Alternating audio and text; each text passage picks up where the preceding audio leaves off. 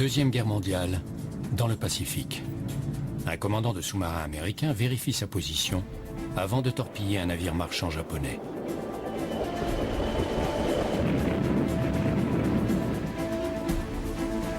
De l'autre côté du globe, un commandant de U-boat allemand scrute l'horizon en quête de chasseurs de sous-marins avant d'attaquer un convoi allié transportant depuis l'Amérique un approvisionnement désespérément nécessaire à la Grande-Bretagne assiégée.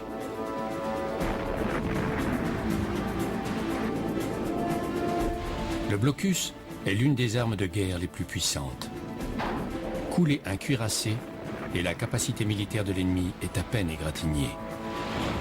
Coupez ses lignes de ravitaillement toutefois et vous menacez sa capacité à faire la guerre et même à survivre. La stratégie est le blocus.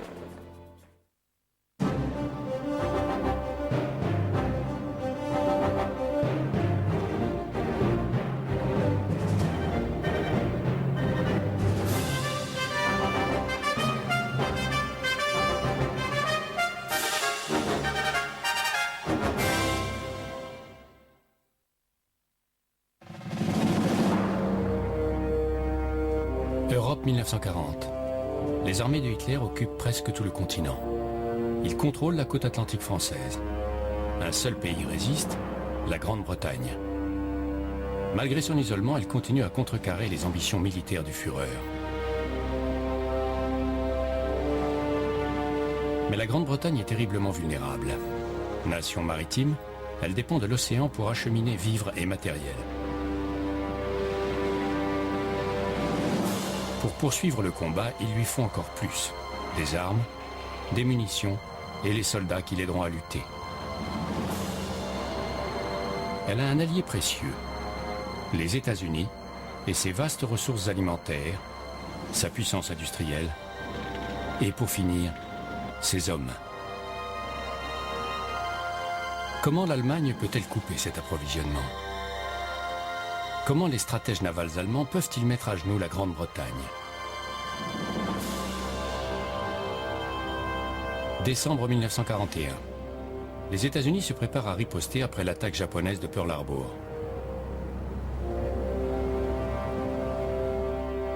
Ce ne sera pas facile. Le Japon est à plus de 8000 km de l'autre côté du Pacifique. Sa marine est puissante, et il dispose d'un cordon défensif d'îles bien fortifiées. Mais le Japon, comme la Grande-Bretagne, est une nation insulaire. Pour nourrir sa population et alimenter son insatiable machine de guerre, il dépend de matières premières, surtout du pétrole, transportées par mer depuis d'autres pays d'Asie du Sud-Est.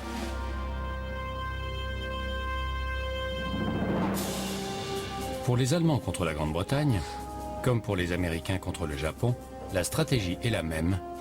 Le blocus. Avec le blocus, c'est tout ou rien. C'est une stratégie qui impose des conditions très spéciales, non seulement aux chefs militaires, mais aussi aux dirigeants politiques.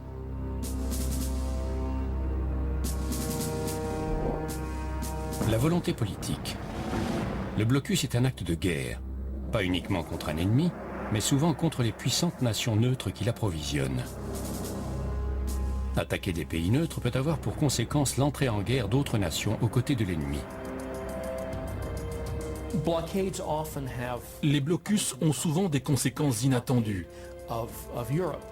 Le blocus anglais sur l'Europe, destiné à faire plier Napoléon, finit par irriter les pays neutres. En particulier, il conduit à la guerre de 1812 entre la Grande-Bretagne et les États-Unis. De même, le blocus de l'Union sur les États confédérés provoque une grande tension entre les États-Unis et des puissances européennes comme la France et la Grande-Bretagne. À cause des conséquences potentielles d'un blocus, les planificateurs militaires doivent s'assurer que leur objectif stratégique compense ce risque considérable. La méthode. Les planificateurs doivent avoir les bonnes armes et les bonnes méthodes pour couper les routes de ravitaillement de l'ennemi. La technologie. Un blocus pouvant durer des mois, voire des années, les scientifiques et les ingénieurs des deux camps doivent développer de nouveaux moyens pour localiser et détruire l'ennemi. et des contre-mesures pour répondre aux nouvelles armes de l'ennemi. Plus que toute autre stratégie, le blocus est une course aux nouvelles technologies. Le renseignement. Une force de blocus doit avoir des informations précises pour localiser les navires ennemis dans l'immensité de l'océan. Pour briser un blocus, il faut être informé de l'endroit où attendent les forces adverses afin que les convois puissent les éviter et qu'on envoie des bâtiments de guerre pour les détruire.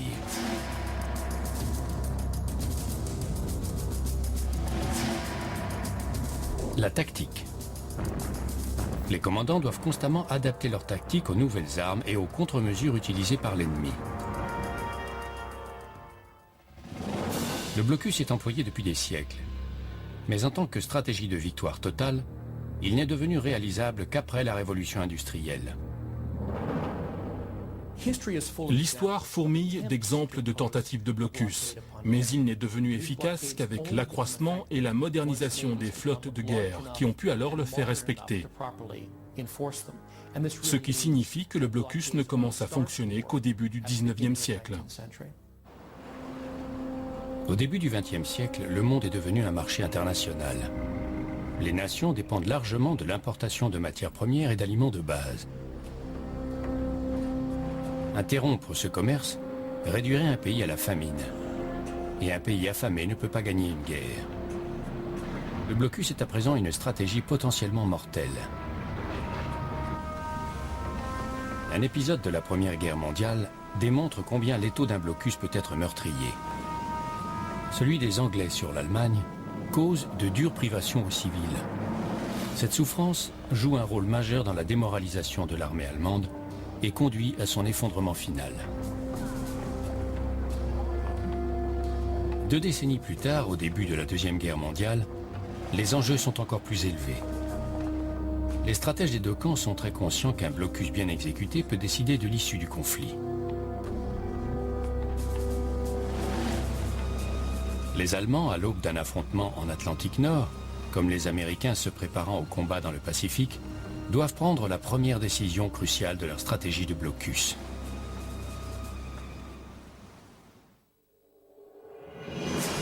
La volonté politique. Les dirigeants américains et allemands doivent décider si les gains stratégiques d'un blocus compensent les risques politiques, surtout celui de faire entrer une puissante nation neutre dans le conflit.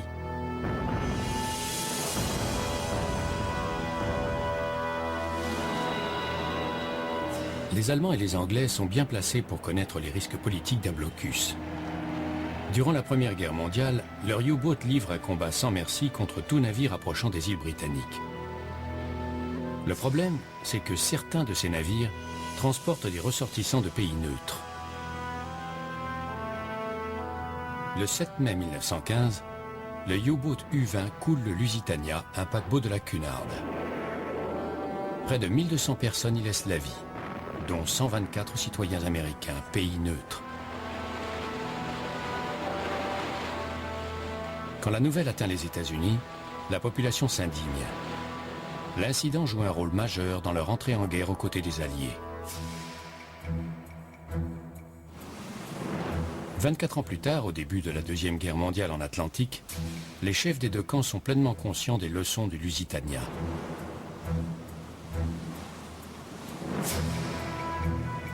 Les Allemands doivent à nouveau décider s'ils ont la volonté politique d'appliquer un blocus réellement efficace. 3 septembre 1939, Atlantique Nord. Le U-boat U-30 attend que le paquebot britannique Athenia, avec ses 1400 passagers, se profile dans le viseur de son périscope.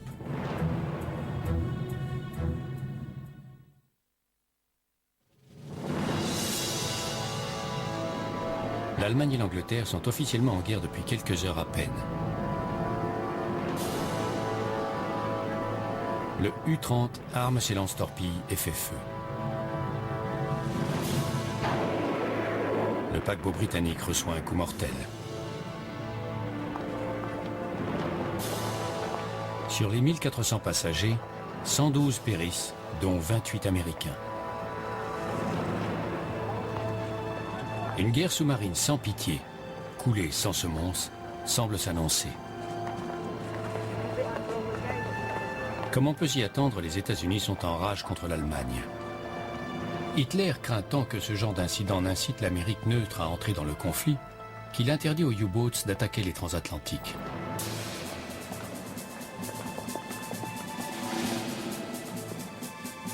Mais moins d'un an plus tard, en août 1940, au plus fort de la bataille d'Angleterre, Hitler décide de risquer un blocus total des îles britanniques. Tout navire approchant des ports anglais sera coulé à vue.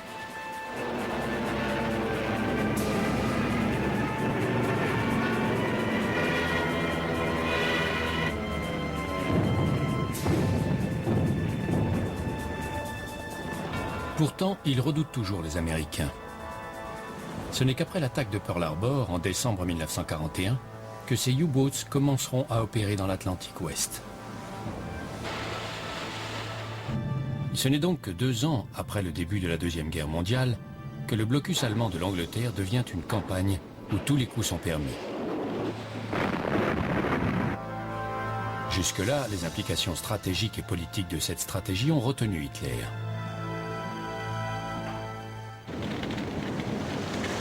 « 7 décembre 1941. La flotte américaine du Pacifique brûle à Pearl Harbor. En réponse, le président Franklin Roosevelt n'hésite pas à ordonner à ses sous-marins d'attaquer les navires marchands japonais. L'ordre de Roosevelt est clair. La guerre sans merci contre tout navire en route vers le Japon. Pour les États-Unis, les implications politiques sont mineures. Mais les commandants de la marine américaine sont lents à concevoir le plan de blocus qui concrétisera cette décision stratégique. Ni eux, ni les Japonais n'ont prévu que c'est ainsi que serait menée la guerre navale dans le Pacifique.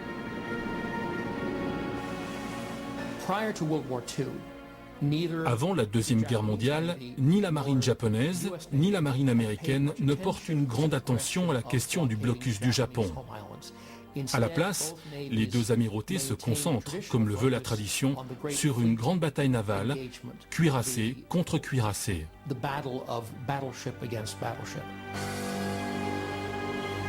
Ainsi, dans l'Atlantique comme dans le Pacifique, les sous-marins allemands et américains ont besoin de temps avant d'être lancés à fond.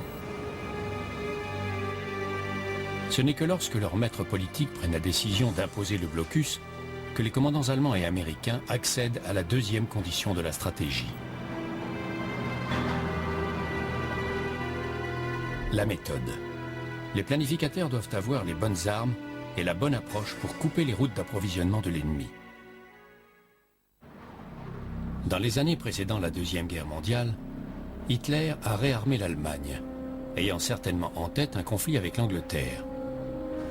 Ces stratèges ont calculé qu'il lui faudra une flotte importante pour vaincre la marine anglaise. De puissants cuirassés pour neutraliser sa flotte de surface et lancer des attaques sur ses convois. Résultat, les U-boats ne sont pas une priorité. Pendant les préparatifs, l'amiral Dönitz, commandant de la flotte sous-marine allemande, estime qu'il faudrait au moins 300 U-boats pour imposer un blocus efficace à la Grande-Bretagne.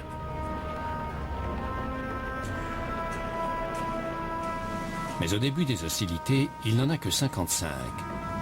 Et seuls 12 d'entre eux sont opérationnels en Atlantique.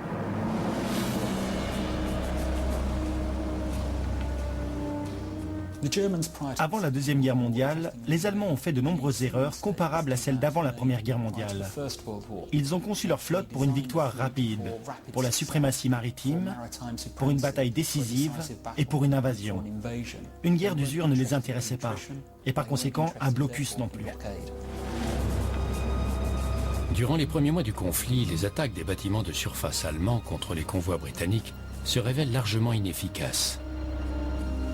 La puissante marine anglaise les torpille en mer ou les bloque dans les ports. Pendant ce temps, les submersibles de Dönitz goûtent au succès. Les U-boats coulent plus d'un navire marchand par jour. Après la défaite de la France, l'amiral Dönitz établit des bases de sous-marins dans les ports du golfe de Gascogne avec un centre de commandement à l'Orient. Les U-boats peuvent se déplacer en Atlantique pratiquement sans obstacle. Leur commandant appelle la période de juillet à octobre 1940 le bon temps. 217 navires marchands sont coulés. Mais Hitler demeure convaincu de la puissance de sa flotte de surface jusqu'en mai 1941. Lors de sa sortie inaugurale, le fleuron de la flotte allemande, le cuirassé Bismarck, est poursuivi par la marine britannique et coulé au large des côtes françaises. Le coup est rude. Hitler décide qu'à l'avenir, ces bâtiments de surface ne prendront plus le risque de chasser des convois insaisissables. Ce n'est donc que 20 mois après le début de la guerre que le U-boat est reconnu comme la seule arme capable d'imposer un blocus efficace à la Grande-Bretagne. Dönitz peut enfin lâcher ses meutes de sous-marins. Son adversaire est l'amiral Max Horton, commandant de la force sous-marine britannique, qui deviendra commandant en chef des Western Approach en novembre 1942. Il a pour mission d'éliminer la menace sous-marine allemande et de faire passer les convois. La victoire de Horton ou de Dönitz ne dépend pas seulement du courage et du talent des commandants et de leurs équipages, mais de leur capacité d'adaptation à des changements déroutants.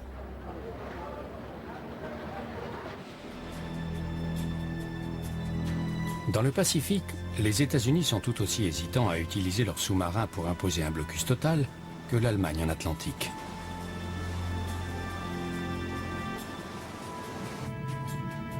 Avant-guerre, l'entraînement des commandants de submersibles américains se concentrait sur l'appui de la flotte de surface. À présent, ils doivent apprendre de nouvelles techniques, de nouvelles tactiques. Un blocus demande du temps, non seulement pour comprendre que c'est une stratégie réalisable, mais également pour concevoir la bonne méthode pour l'imposer.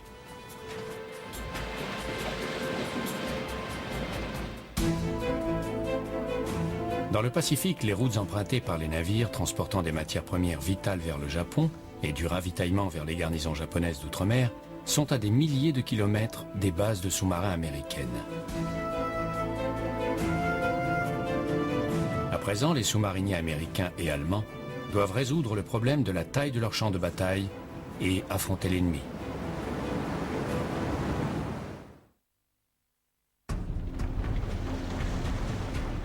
Décembre 1941.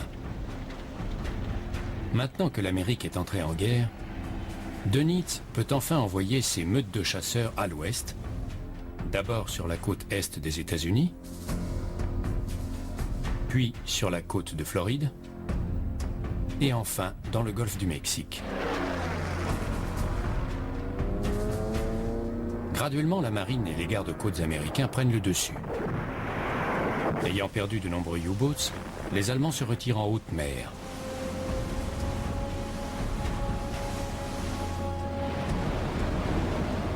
Dans le Pacifique, il faudra encore 2 ans pour que la campagne sous-marine américaine contre le Japon atteigne sa pleine puissance. Mais tandis que le conflit s'installe, les commandants américains commencent à comprendre qu'une stratégie de blocus pourrait leur faire gagner la guerre.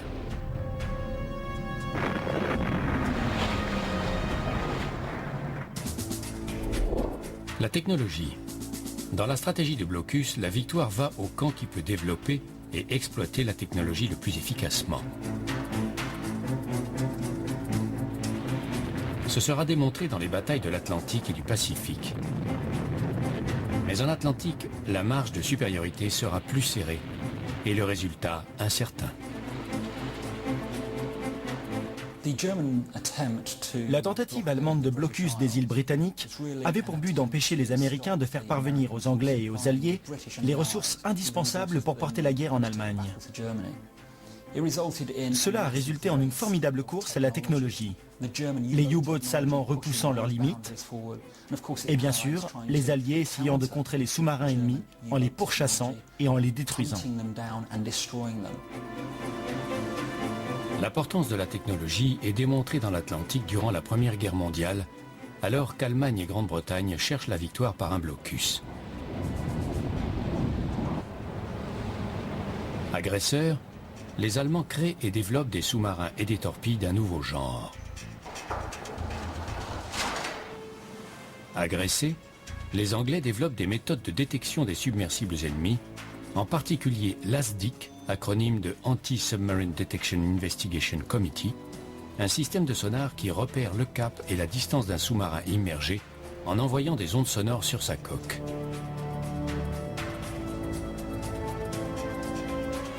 Puis les Britanniques se concentrent sur les moyens pour détruire les U-boats. Le plus efficace est la grenade sous-marine. Une boîte de métal de la taille d'un bidon d'essence, remplie d'explosifs et déclenchée par un système réagissant au changement de pression sous l'eau.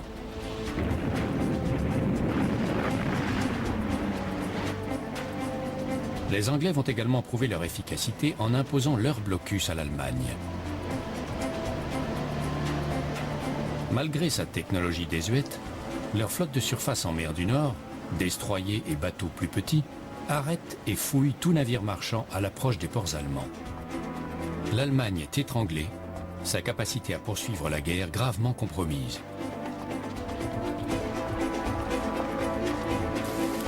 Durant la Deuxième Guerre mondiale, pour les attaquants, le défi technologique est de construire des sous-marins plus rapides, à plus long rayon d'action, pouvant rester en plongée plus longtemps et transporter un maximum de torpilles.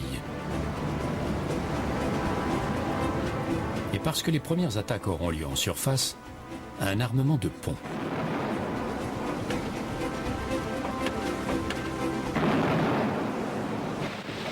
Dans l'Atlantique, le gros de la flotte des U-boats est constitué de type 7 de 800 tonnes et de type 9 de 1100 tonnes, légèrement plus grands.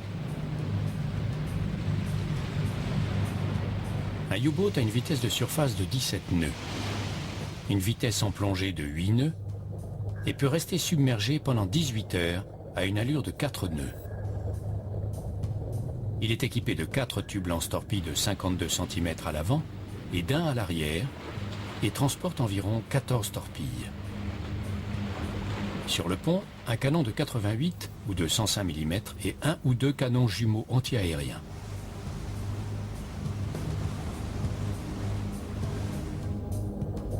Dans le Pacifique, le gros de la flotte américaine est constitué de sous-marins de classe Gato et Balao de 1500 et 1800 tonnes.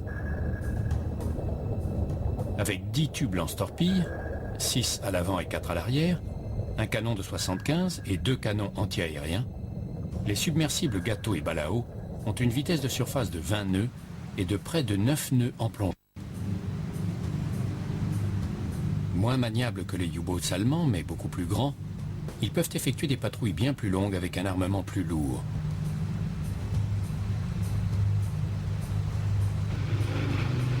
Toutefois, surtout dans la stratégie allemande de blocus de l'Angleterre, c'est la technologie de guerre anti-sous-marine qui détermine la manière dont la bataille est menée et la victoire ou la défaite.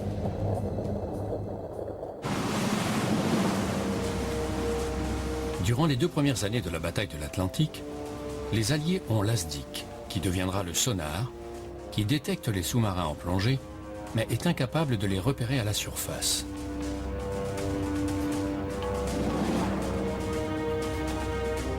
Pendant cette période, les U-boats attaquent à la surface, surgissant au milieu de convois en pleine nuit et faisant des ravages. Ils sont en train de gagner.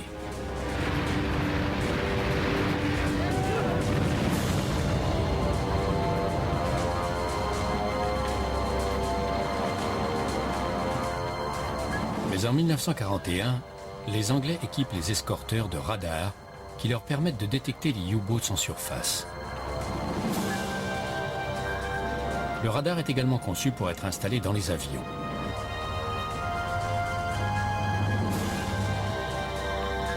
Pour éviter d'être repérés, les commandants de U-boats doivent maintenant attaquer sous l'eau,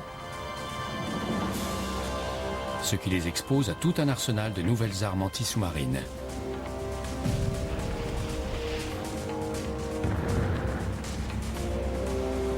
Des grenades améliorées, le Hérisson qui lance un barrage de 24 bombes devant les vaisseaux d'escorte, réduisant ainsi les possibilités des sous-marins de ruser.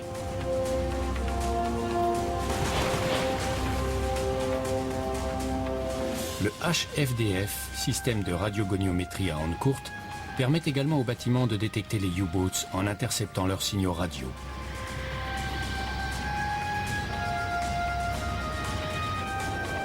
Et pour les deux camps, dans la guerre de blocus en Atlantique, la technologie aéronautique joue un rôle crucial. Les Allemands ont le Focke-Wulf Condor, à long rayon d'action, qui repère les convois pour les U-boats et coule aussi les navires.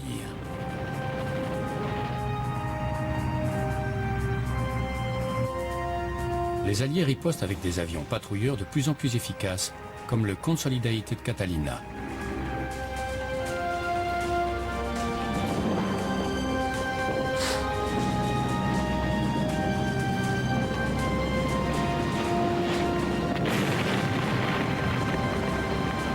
Toutefois, dans les premières années meurtrières de la guerre de blocus, les Alliés ont un problème.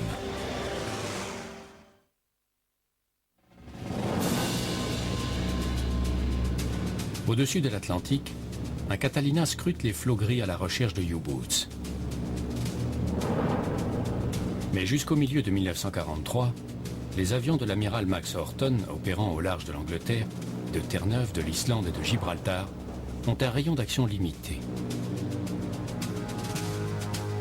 Pour cette raison, il y a un trou noir en Atlantique, qui ne peut être protégé par une couverture aérienne. C'est le terrain de chasse préféré des U-boats de Dönitz.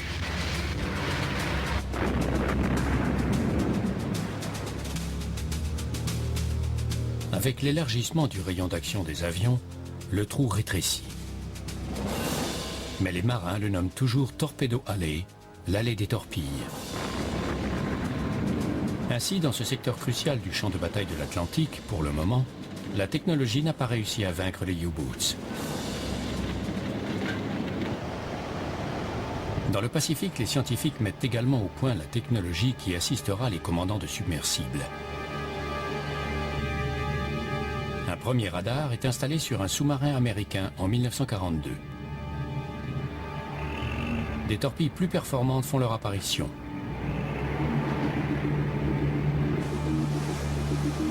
Pourtant, dans le Pacifique, la stratégie de blocus n'entraîne pas de course à la technologie. Au contraire des Anglais en Atlantique, les Japonais ne développent pas d'armement anti-sous-marin. L'un des points notables de la guerre du Pacifique à cette période, c'est que les Japonais ne tentent rien pour briser le blocus américain. En dépit du fait qu'ils soient si dépendants des ressources arrivant par voie maritime, ils ne réagissent pas. C'est un état de choses remarquable.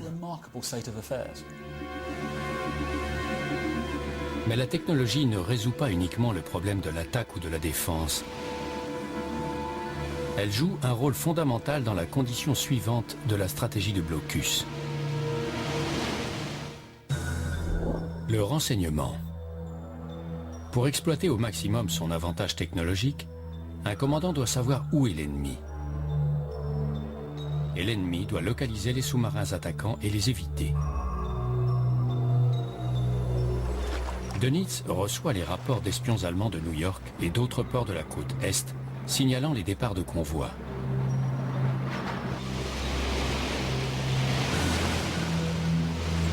Mais un élément essentiel de la guerre du renseignement repose sur la technologie. En 1939, les Anglais, dans leur centre cryptographique de Bletchley Park, commencent à pénétrer le code allemand Enigma. Au début du printemps 1941, ils l'ont complètement percé lorsqu'une machine Enigma et ses clés de cryptage sont récupérées sur un U-boat coulé.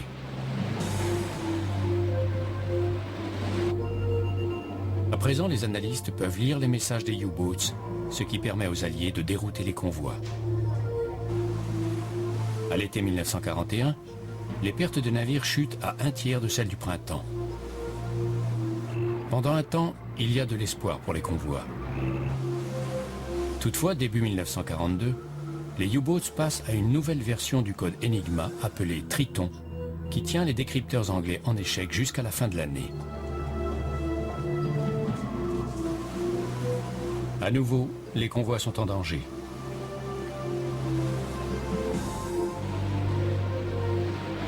Le chiffre joue également un rôle majeur dans le Pacifique. Juste avant Pearl Harbor, les équipes américaines de cryptanalyse pénètrent le code naval japonais JN-25. Les informations qu'elles en tirent sont capitales pour les commandants de sous-marins. De plus, les États-Unis bénéficient largement du refus des Japonais de croire que leur code puisse être percé. Durant tout le conflit, chaque navire marchand nippon doit envoyer un relevé de position quotidien. Les Américains et les Anglais lisent ces rapports avec reconnaissance, puis détruisent les bateaux. Enfin, la technologie est d'une importance vitale dans le dernier élément de la stratégie de blocus. La tactique. Où et comment se déployer au mieux pour atteindre la cible, sachant que l'ennemi met au point sa propre tactique.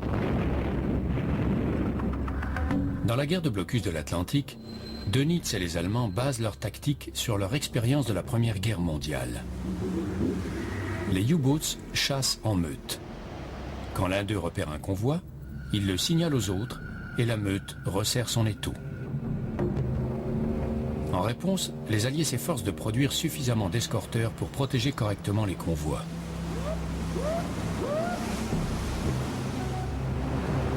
Dans le Pacifique, l'élaboration des tactiques est unilatérale. Les Japonais ne changent pas leurs habitudes, ils ne conçoivent pas de nouveaux plans. Au contraire des Américains, commandés par l'amiral Charles Lockwood, chef de la force sous-marine du Pacifique. Jusqu'en 1943, les submersibles américains sont employés individuellement pour des raids éclairs et pour appuyer les bâtiments de surface. Ils surveillent également les routes maritimes japonaises. En 1943, tout change. Désormais, les Américains chassent en groupes organisés. Ils font des patrouilles systématiques sur les principales lignes maritimes japonaises au lieu de rester aux abords. En juillet, ils s'aventurent jusque dans les détroits clés de la mer du Japon. La tâche des Américains est facilitée par les Japonais qui ne regroupent pas leurs navires marchands sous la protection de convois. Le manque d'intérêt des Japonais pour la protection des convois fait partie intégrante de leur négligence à l'égard de la logistique en général. Le marin japonais se voyait comme un samouraï des mers. Il voulait combattre l'ennemi et non passer son temps à protéger des navires marchands.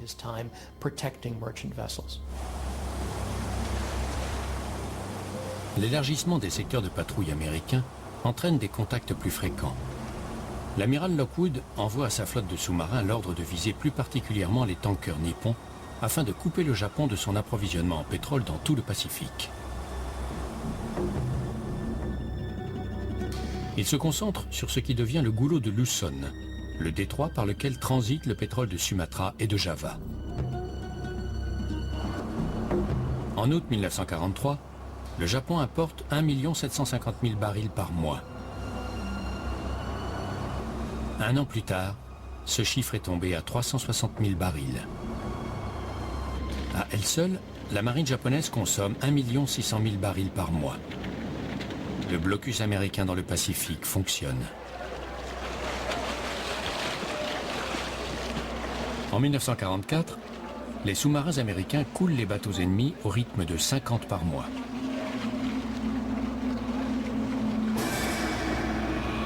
Ils sont aidés par les progrès des États-Unis dans le Pacifique. Pour les États-Unis, les immenses distances séparant les bases navales américaines des îles japonaises représentaient l'une des grandes difficultés de la guerre du Pacifique. Avant la guerre, les sous-marins américains sont basés à Pearl Harbor et à Cavite à Manille. Après Pearl Harbor, ils opèrent également à partir de l'Australie, de Fremantle et Brisbane. Après la prise des îles Marshall en février 1944, ils commencent à opérer à partir d'une base de l'atoll de Majuro. Après la prise des Mariannes en juin 1944, de la base du port d'Apra à Guam. Et après la prise des Carolines, de la base de l'atoll Ulithi. Plus tard, quand les Américains commencent à prendre de nombreuses îles du Pacifique, il n'est plus si difficile de réapprovisionner les bâtiments sur une période prolongée. Ils peuvent ravitailler leurs sous-marins beaucoup plus près du Japon. Néanmoins, il y a une différence fondamentale entre les blocus en Atlantique et dans le Pacifique.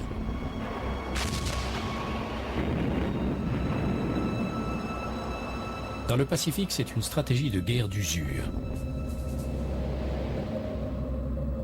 À la fin, les sous-marins américains sont obligés de pourchasser les navires côtiers, car la flotte marchande japonaise est totalement détruite.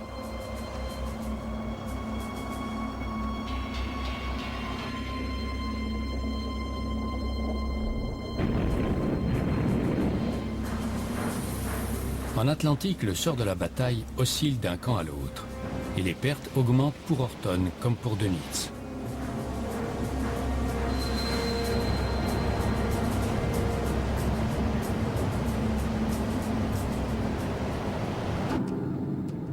Au début du printemps 1943, l'Allemagne est en passe de gagner.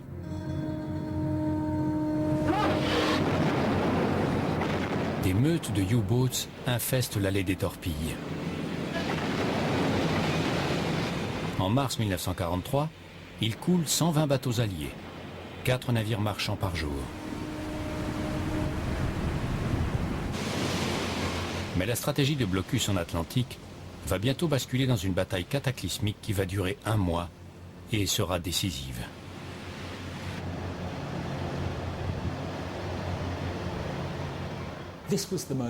C'était l'époque où les Allemands réussissaient à couper les routes d'approvisionnement maritime entre les États-Unis et la Grande-Bretagne. C'est à cette période que la guerre sous-marine a causé les plus grandes pertes parmi les vaisseaux alliés. Si la bataille de l'Atlantique avait été perdue à ce moment-là, l'issue de la guerre aurait pu être bien différente. À la mi-mars, la malchance veut que 2 convois naviguant vers l'Est, chargés d'un approvisionnement attendu d'urgence, empruntent l'allée des torpilles en même temps. 3 meutes de 18, 11 et 8 U-boats les guettent. Les navires sont anéantis. Le blocus est-il si total que les convois de Horton ne peuvent le briser? 21-22 avril. Le convoi ONS-5 quitte l'Angleterre pour tenter d'atteindre les États-Unis. Il comprend 40 navires marchands accompagnés d'escorteurs. Plus de 30 U-boats les attendent. 6 jours plus tard, alors que le convoi approche de l'allée des torpilles, les Allemands changent à nouveau les clés de cryptage d'Enigma. Les Anglais ne peuvent plus déchiffrer les messages allemands en code Triton et avertissent le convoi ONS-5 des mouvements de U-boats. C'est le point de non-retour.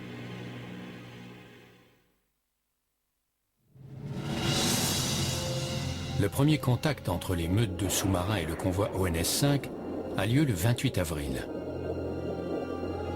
Le premier navire coulé est un cargo américain. Le temps se gâte.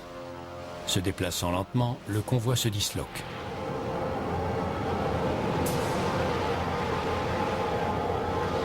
Les escorteurs commencent à manquer de carburant. Terre-Neuve envoie d'autres bâtiments. À présent, 42 U-boats sont en position pour attaquer le convoi. Passant à l'action, 6 d'entre eux coulent 7 navires, mais ils n'en sortent pas sans dommages. Des aviateurs canadiens repèrent un groupe de U-boats. Ils en détruisent un et en mettent 2 hors de combat.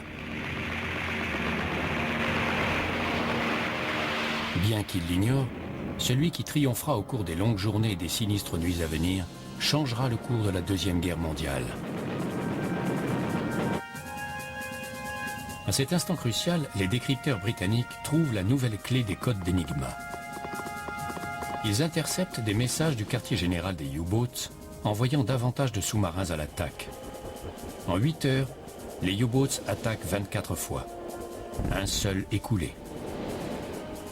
Puis, le brouillard s'abat, empêchant les submersibles de concrétiser leur avantage.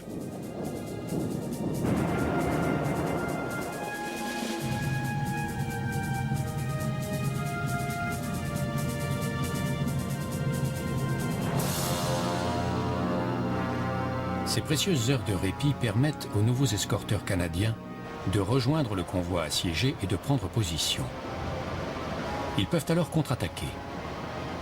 Ils coulent 2 autres U-boats et en endommagent plusieurs.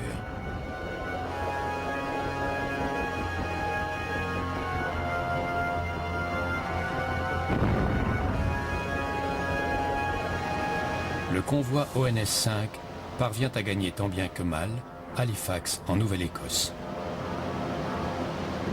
Sur 40 navires marchands, 12 ont été coulés. Mais à quel prix? 7 U-boats détruits, 2 autres éventrés lors de collisions. 5 sont gravement touchés, enfin 12 sont endommagés. Quelques semaines plus tard, les Alliés sortent une version à très long rayon d'action du bombardier Liberator qui peut couvrir tout l'Atlantique. Pour mieux protéger les convois, les bâtiments d'escorte sont de plus en plus nombreux. L'allée des torpilles a été fermée.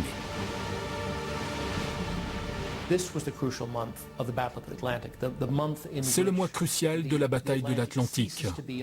Le mois durant lequel l'Atlantique cesse d'être un champ de bataille pour devenir une autoroute par laquelle d'énormes quantités de ravitaillement, d'armes et enfin de troupes américaines peuvent être acheminées des États-Unis jusqu'en Europe. Fin mai 1943, les pertes de U-boats en mer passent de 13 à plus de 30%. Durant le seul mois de mai, Dönitz perd 43 vaisseaux et rappelle ses meutes au chenil pour leur trouver des terrains de chasse moins meurtriers. En 1944, les Allemands tentent de retourner la situation en mettant au point de nouvelles technologies, comme le schnorkel qui permet aux sous-marins de rester immergés bien plus longtemps, évitant ainsi d'être repérés par les avions. Ils développent également de nouveaux U-boats, plus rapides sous l'eau qu'en surface. Mais il est trop tard. Dönitz ne pourra plus jamais contester la suprématie maritime des Alliés. Une fois la route entre les États-Unis et la Grande-Bretagne sécurisée, les Alliés ont pu à nouveau transporter sur l'Atlantique les ressources indispensables à l'établissement d'un deuxième front, qui a abouti à la bataille du jour J, le 6 juin 1944. Dans le Pacifique, en revanche, le blocus américain isole totalement le Japon de l'approvisionnement dont il a besoin pour survivre. Et les Japonais ne font aucune tentative significative pour briser les taux. En 1945, leur flotte marchande étant décimée, ils en sont réduits à transporter l'indispensable sur des bateaux de plus en plus petits, traqués à leur tour par les sous-marins américains.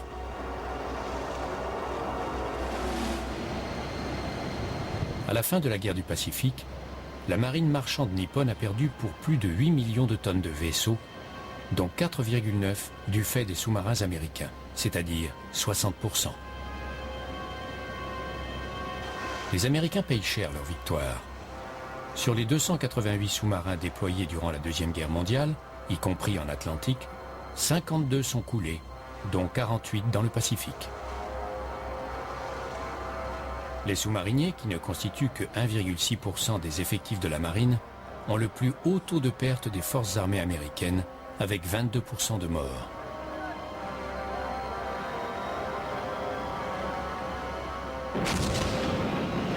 En Atlantique, les submersibles allemands coulent 2603 navires marchands et 175 bâtiments de guerre alliés, mais perdent 784 vaisseaux sur les 1162 sortis des chantiers. Et sur les 40 900 hommes en service sur les U-boats, près de 26 000 sont tués et 5 000 faits prisonniers. Mais pour que les convois puissent continuer à traverser l'Atlantique, plus de 30 000 marins alliés donnent leur vie. Les deux campagnes sous-marines, celle des Allemands en Atlantique et celle des Américains dans le Pacifique, ont-elles satisfait aux principales conditions de la stratégie de blocus? La volonté politique. Dans la bataille de l'Atlantique, Hitler retarde le lancement de son arme la plus puissante durant près de 2 ans, par crainte de la riposte américaine. Après Pearl Harbor, la question ne se pose pas pour le président Roosevelt. La méthode. Au début, les Américains et les Allemands ne savent pas exactement quelle méthode adopter.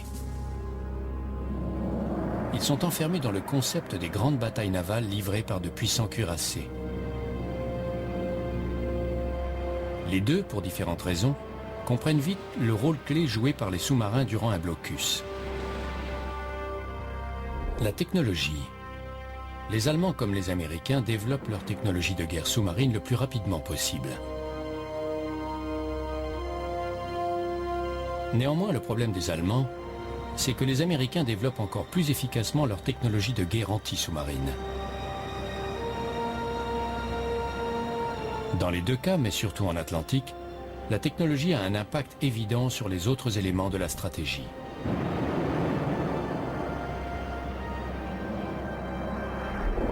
Le renseignement. Les Allemands, les Anglais et les Américains sont pleinement conscients de l'importance du renseignement. La grande différence entre les deux campagnes, c'est qu'en Atlantique, ce sont les défenseurs, les alliés, qui réussissent à déchiffrer le code de l'ennemi.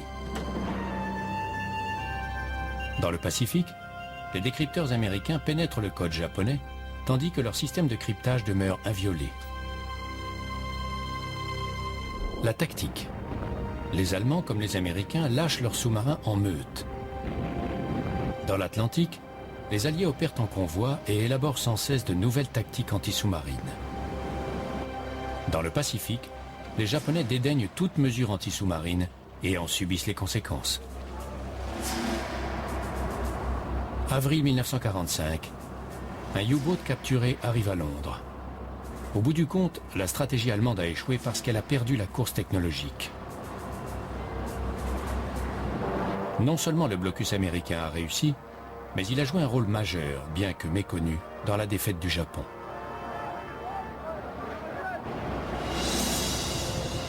Le blocus n'a pas cessé d'être utilisé depuis la Deuxième Guerre mondiale, mais on l'appelle autrement. Un blocus est un acte de guerre. Nous n'avons pas employé ce terme depuis la Deuxième Guerre mondiale pour décrire les tentatives d'isolement des pays hostiles de leur approvisionnement. Néanmoins, c'est une technique que nous avons souvent utilisée. Durant la crise des missiles, la marine américaine impose une quarantaine à Cuba. Durant la guerre des Malouines, la marine britannique impose une zone d'exclusion totale autour des îles. Et durant notre longue guerre froide contre Saddam Hussein, nous avons déployé des forces aériennes et navales pour appliquer des sanctions. On peut également imposer un blocus terrestre qui peut être brisé par les airs. En 1948, l'URSS tente d'isoler la partie ouest de Berlin, qui est sous contrôle allié. Les Occidentaux répondent par un pont aérien. À un certain point, les avions cargo atterrissent au rythme d'1 à la minute. Au bout d'1 an, le blocus est levé. Mais quel est l'avenir de la stratégie de blocus ? Il n'y a aucun doute que dans le futur, si deux camps de même force s'affrontent, on peut s'attendre à une guerre d'usure. Dans une guerre d'usure, le blocus joue un rôle prépondérant. Il étrangle un pays et peut assurer la victoire. Ainsi, malgré toute la sophistication du XXIe siècle, la stratégie de blocus, ou sa version actualisée, est encore à l'ordre du jour.